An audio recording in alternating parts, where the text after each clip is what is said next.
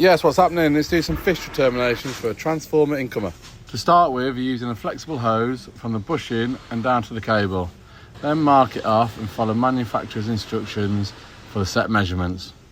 As you'll see, Pfisterer terminations have a lot of different set lengths.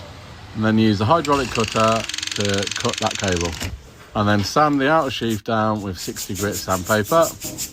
And then we use a US 15 Pro Max to take that outer sheath off.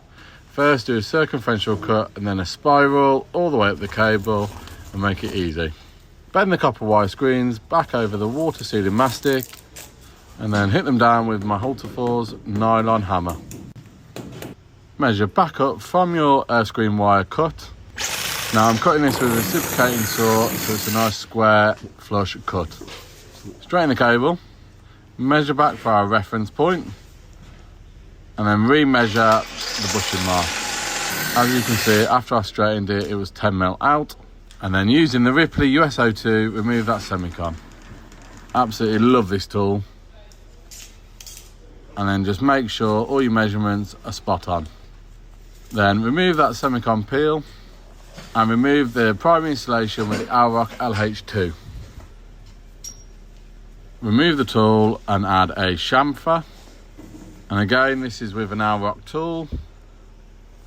Shout out to the wheeler bag in the back from Velocity Pro Gear. Once that's dry, we install the paper creche. Tape it up so it doesn't unravel. Then we are going to wrap the copper mesh from the paper creche all the way to the air screen wires with a slight overlap. Again, then we're going to take that up so it doesn't unravel. Measure the insulation so we've got the right reducer and then add the semicon mastic.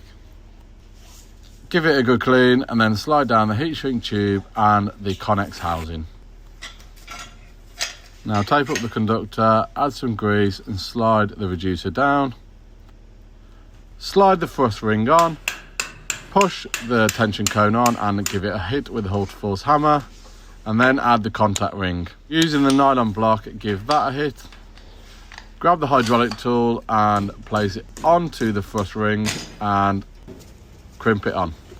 Give the bushing a good clean and the end of the Connex. Lubricate both sides. And then with a big file, push that up and into the bushing. This is always super tricky and an absolute nightmare. Add another layer of water sealing mastic, slide the heat shrink tube up, and then using a propane gun, shrink that down.